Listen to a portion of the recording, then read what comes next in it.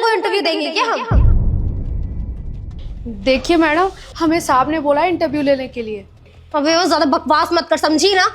अरे हम यहाँ पे खड़े होकर इसी बातें सुन क्यों रहे हैं? अरे एक नौकरानी हमारा इंटरव्यू लेगी क्या? अबे तेरी औकात क्या है बे? तेरी औकात है यहाँ पे काम वाली बाई की, नौकरानी की, तो अपनी औकात मत भूल। हम इंटरव्यू सीधा जाके ऊपर कैबिन में देंगे अभी सर को, समझी हमारी बात? भैया दिक्कत क्या है? अगर उन्हें बिठाया गया इंटरव्यू लेने के लिए तो दे दो इंटरव्यू। देखिए ये सही कह रहे हैं, कोई जिम्मेदारी दी हुई है तभी तो यहाँ पे बिठा रखा है, और कंपनी का कोई रूल हो सकता है ना।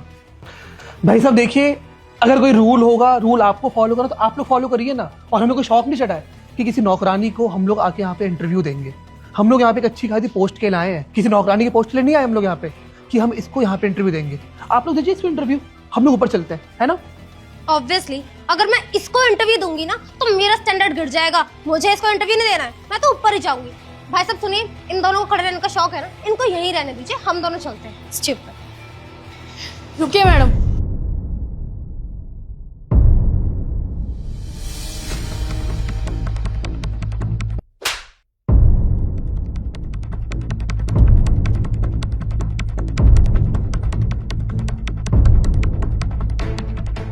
हाथ कैसे लगाया तूने?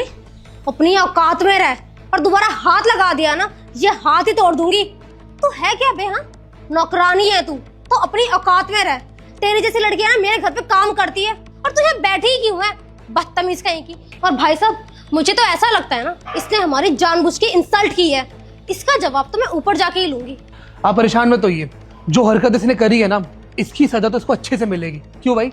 बहुत अकड़ है ना तेरे अंदर। अब नौकरानी कहेगी, तू क्या अकड़ दिखा रही है हमें? तू चिंता मत कर, ऊपर जाके तेरी ऐसी कंप्लेंट करूंगा ना मैं, अपनी नौकरानी की जो पोस्ट है ना उससे भी तू हाथ धो बैठेगी। फिर बस भीख मांगते रहो यहाँ पे ऑफिस के बाहर हम लोगों से।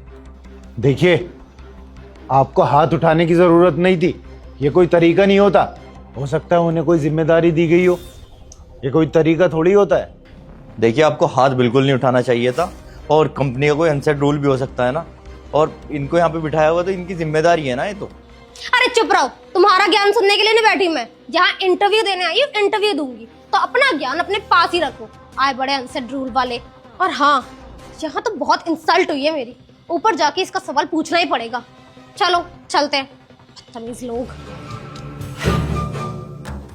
देखिए, हम समझते हैं कि कंपनी की कोई पॉलिसी या रूल होगा। हम इंटरव्यू देने के लिए तैयार हैं, आप जो भी बताएंगे हम इंटरव्यू दे देंगे। हाँ, मैं भी इंटरव्यू देने के लिए तैयार हूँ आपको। Sir, I want to talk to you.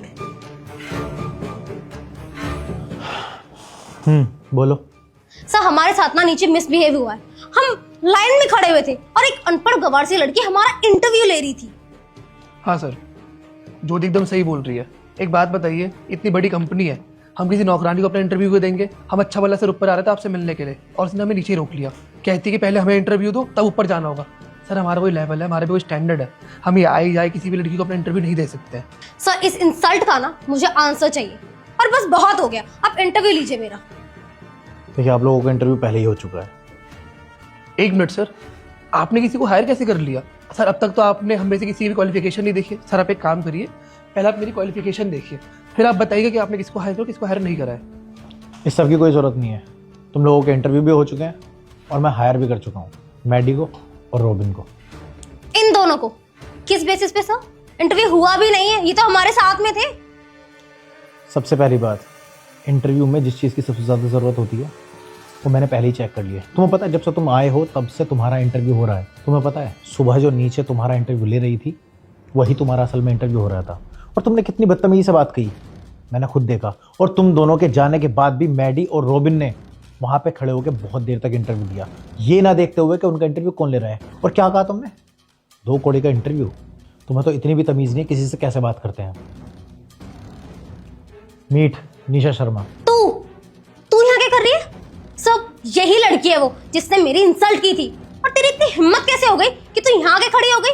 कपड़े किसकी मांग ले तूने?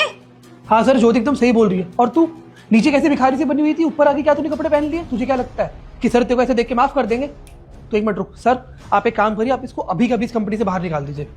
इस कंपनी की मैनेजर है। बाहर तो तुम लोग निकलोगे। तुम लोगों का इंटरव्यू हो चुका है और तुम लोगों की इस कंपनी में कोई भी ज़रूरत नहीं है। सबसे पहली बात, तुम्हारे अंदर बेसिक एथिक्स नहीं है। किसी से कैसे बात करते हैं, किसी को कैसे रिस्पेक्ट करते हैं। अरे जब तुम किसी को रिस्पेक्ट ही नहीं कर सकते, तुम किसी कंपनी का हिस्सा कैसे बन सकते हो?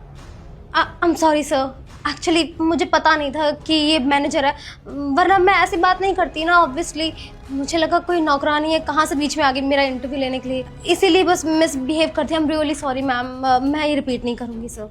तुम्हें तो तमीज भी नहीं है कि लड़कियों से कैसे बात करते हैं, तो तुम बाकी एम्प्लॉय से क्या ही बात करोगी? सर, इसको अभी के अभी ब्लैक लिस्ट कीजिए, जिससे इसे किसी भी कंपनी में जॉब ना मिले। Yes sir, I am really sorry sir, मुझे तो पता भी नहीं था कि ये मैम मैनेजर और आप हमारा इस तरीके से इंटरव्यू ले रहे थे। अगर हमें पता होता सर तो हम कभी भी ऐसे मिसबिहेव नहीं करते मैडम के साथ। Sorry ma'am. देखो तुम्हारे ऊपर तो केस भी बनता है, क्योंकि तुमने इनके ऊपर हाथ भी उठाया है।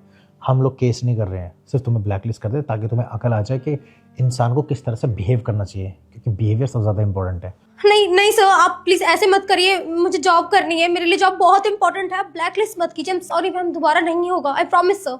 और तुम दोबारा अप्लाई कर सकते हो, लेकिन जब तुम्हें अपने को एम्प्लॉयज़ की इक्वली रिस्पेक्ट करनी आती हो।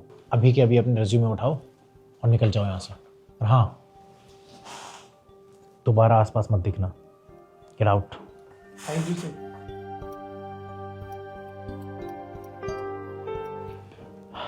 रॉबिन, पैडी, तुम दोनों को हायर कर चुके हैं, और हाँ, कल से तुम ज्वाइन कर सकते हो। ठीक है sir, thank you so much. Thank you so much, sir. Thank you.